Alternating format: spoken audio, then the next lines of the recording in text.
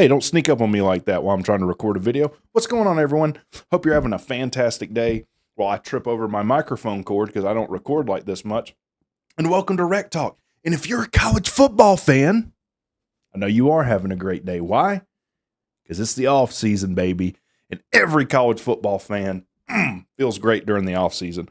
We're all winning the national title next year and everything will be fine.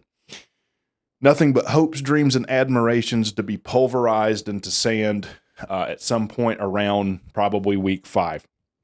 Not the point of today's video. But before we get into today's video, let's hear from this video sponsor, John Clement. John Clement offers a variety of premium and luxury beard oils and aftershave colognes.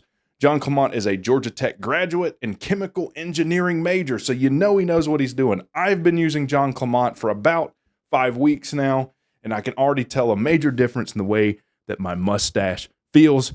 And my God, it looks great. So if you want to start treating your beard the way it's always needed to be treated, go to johnclement.com today and support the official sponsor of WreckTalk. So we all have our own opinions, ideas, preconceived notions of how the modern advent of college football operates, and specifically portal and NIL.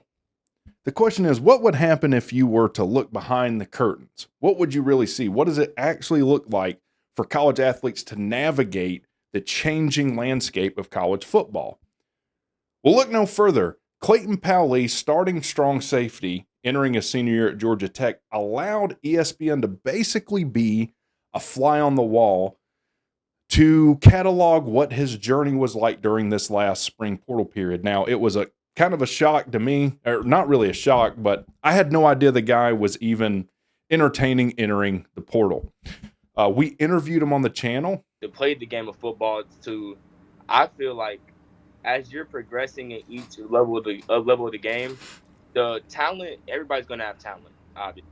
Mm-hmm. It's the little things that's going to separate you from a guy just who has talent and then a guy who has IQ plus talent.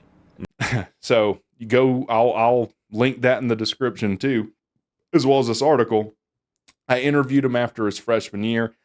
I can't say enough about the kid. I think he's a fantastic guy that has a very bright future. Played at Westlake. If you're not familiar with Westlake, that's where Cam Newton played, right? Ton of great athletes have come out of there. And the kid has a decision to make. He's entering his senior year, 21 years old, had a pretty good career at Georgia Tech. Does he stay at Tech where his father, Gary Lee, played, or does he enter the portal and maybe get a little more money? Now, there's a big sect of college football fans for any fan base that are going to say, hey, kid hits the portal. They were no good anyways, don't need them. They're just money greedy kids that don't know any better. And I'm hoping that this video can kind of give you a different perspective on that. Also, I don't want to see, I'm really talking to the Tech faithful, people going after Clayton Powley or his mom. His mom's quoted in this article. It's not the point of this video. And this is a business, right? They're existing in the market that they find themselves in. So, Clayton Powley currently has a 6-figure NIL deal with Georgia Tech.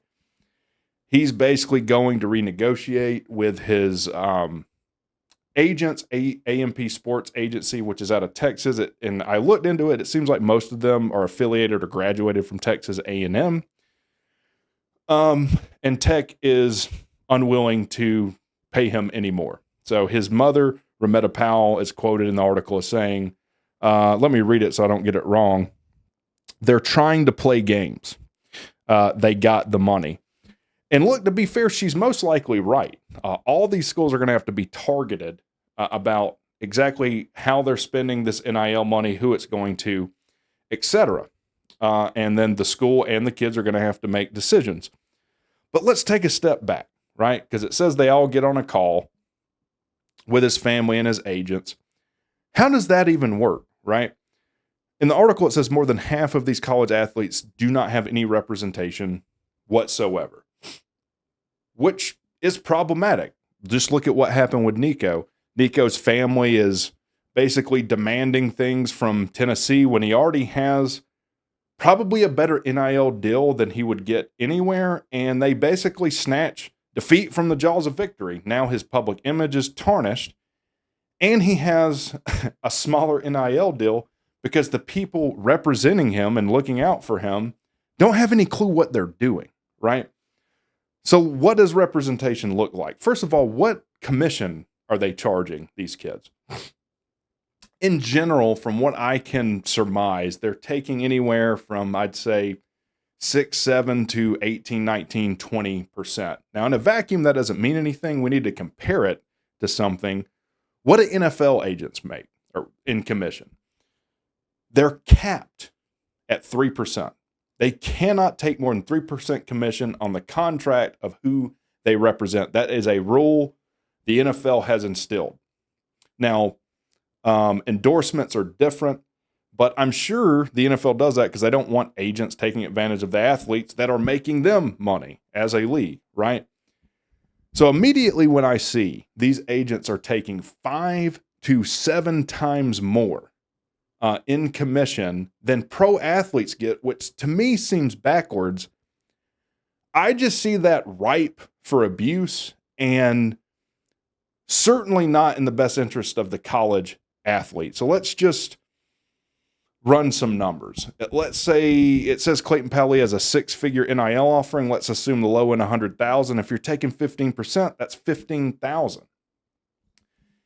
The same contract, if he's represented by in the NFL, is 3,000. That's a $12,000 difference. And as you go up, that'd be a difference of $250,000 on a $4 million NIL deal, which you see on the high end. It seems ripe for abuse again, and it seems a little bit unreasonable. So back to who Clayton Powley is represented by, A&P Sports Agency. They say that they take 8 to 15%, which I guess is a little smaller. And look, because there's so much money, so much more money to be made from representing college athletes, I'm sure there's going to be an influx of agents wanting to represent them and push these kids into the portal. In the 23-24 season, over 3,700 athletes entered the portal in Division I athletics.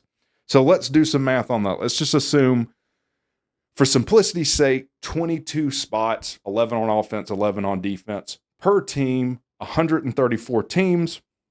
I don't remember the numbers off my head. Let me go to my notes. That's 2,948 spots.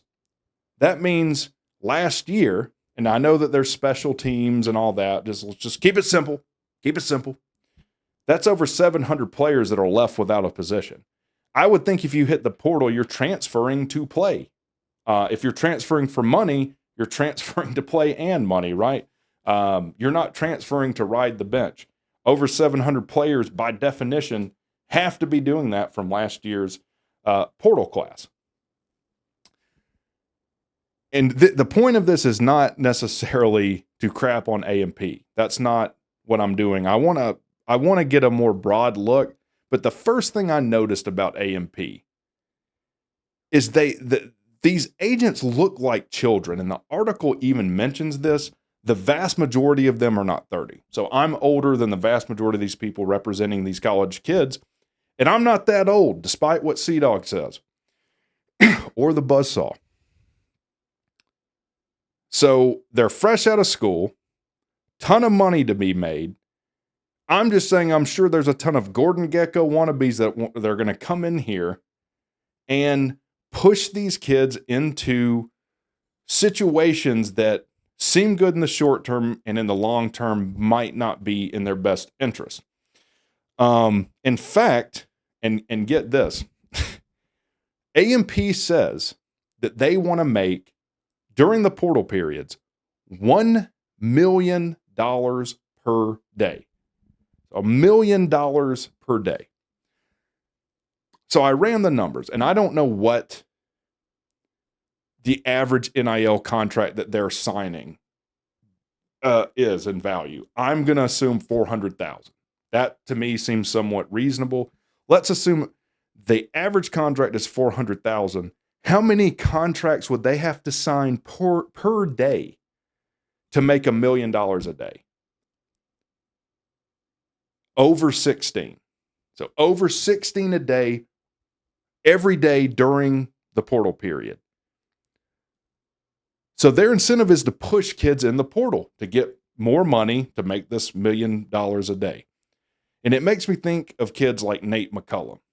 And I'm sure he had representation, and I'm sure they were telling him, hey, you need to go hit the portal, get that money, get in a better situation. Nate McCullum traded money now for not making money at his craft later.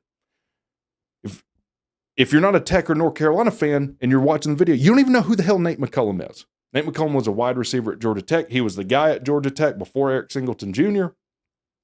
Went to North Carolina, got a bag of money, never ended up doing much of anything. Now, obviously, there's examples on the other hand. There's the Kyle Kennards. There's the Jared Ivies. We'll see how Eric Singleton Jr. does. We'll see how Romello Height does. All I'm saying is these agents, their number one goal is going to be to put money in their pocket. And whether that aligns with these kids' long-term goals is going to be incidental, in my opinion. So who is writing the contracts for A&P? A guy named Tony Busby. And a lot of you watching are probably saying, man, that name sounds familiar.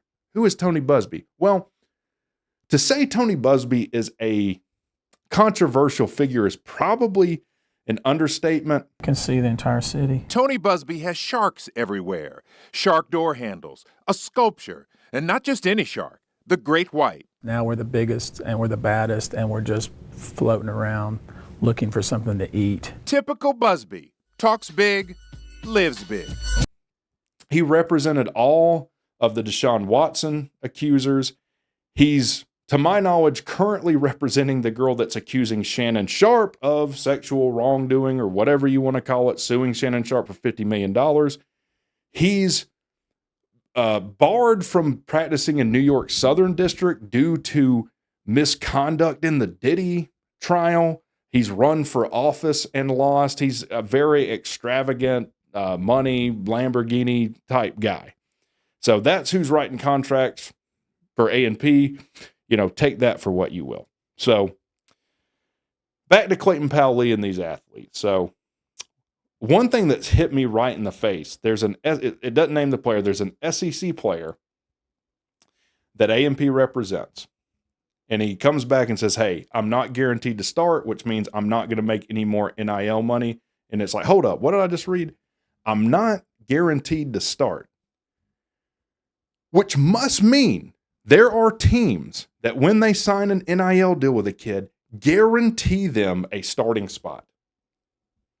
Wild to me. I mean, that is where we've gotten. And if you don't guarantee them that starting spot, they're out of here. So a lot of coaches have talked about this, but college football today, as it stands today, is not about building teams. It's not about building programs necessarily.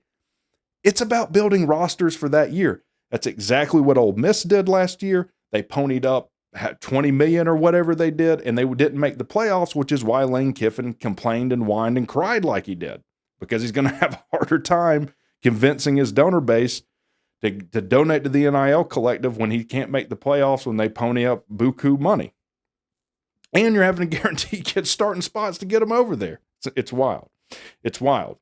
That kid did end up hitting the portal.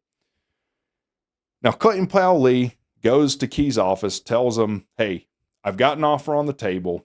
You know, it's basically a done deal. And another shocker to me, evidently was with the University of Virginia, which to me screams trading a decent or good situation for a bad one. Virginia is likely to fire Tony Elliott after this year, especially if he only wins 4 games or something again. But Virginia really needs defensive backs. And I know what you're thinking. Well, how does he know he has an offer on the table from Virginia? This is why tampering doesn't exist anymore. Your agent can basically be a proxy to you. Go to the recruiting director of whatever school they're shopping you out to and say, hey, what do you need? This is what I got. You need DBs. I got Clayton Powell-Lee here. He's interested. He's not in the portal yet, but he's definitely motivated. What kind of offer can you give them? And you speak in non-direct terms. And in fact, the recruiting director for Virginia says, if you don't know, hold on, let me get the quote out. He says, you're 8 steps behind if you don't know about a kid before he hits the portal. So that's where we are. So Clayton Powley, again, has this decision to make. I can go make a whole lot more money, play for Virginia. And before you finger wag at Clayton Powley, if you're a Tech fan, or his family, I want you to think about what Clayton Powley's been through at Georgia Tech. He's been through not 1, not 2, not 3, but 4 defensive coordinators since he's been here. He started with Andrew Thacker. Then we had Kevin Scher. That's right, we had 2 DCs in the same year because we demoted one mid-year. Then he had Tyler Santucci, who ended up going to Baltimore to be a position coach. Then we have Blake Gideon, who thankfully is a defensive back specialist, which I would think maybe had something to do with him staying as well. I don't know. It's not mentioned in the article. But at a minimum, he's been through 3 defensive schemes since he's been at Georgia Tech. And the other thing is we have this asymmetry and the outrage we have toward players and the outrage we have towards coaches, because these players are not doing anything different than college coaches have done since the beginning of the sport. They can leave a school at any point, take way more money to go somewhere else, leave their the school they're leaving behind in ruin and NCAA sanction. See Pete Carroll, see Jim Harbaugh at Michigan. They're still going through that. And people don't seem to get outraged about that in the same way they do about kids essentially doing the same thing. So keep that in mind. So why did Clayton Powley end up staying at Georgia Tech when he had an offer of what seems like considerable more money?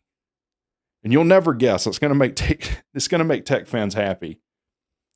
Academics, not making it up. That's what it says in the article. He was basically going to lose 60 transfer hours to go to UVA. So he'd lose a full year of credit, maybe a little more. And he said, I had to ask myself, is this worth it? And at the end of the day, he said, no, it wasn't worth it. Which I think probably speaks to the kind of kid Clayton Powley is and value in a Tech degree, but I'm a little biased there. So that's kind of a behind the scenes of what happens per this ESPN article in the NIL area. So you can shop a kid out at any point. Doesn't matter whether he's in the portal. There are teams guaranteeing kids spots. Representation is the Wild West, evidently, which I didn't even talk about. This is a completely unregulated market of 22, 23, and 24-year-olds looking to make millions of dollars a day. I just don't see that going well, you know? It makes me think of, I don't know, the crypto market is completely unregulated, and it's full of completely stand-up guys. Comment below what you think. Talk to you guys later.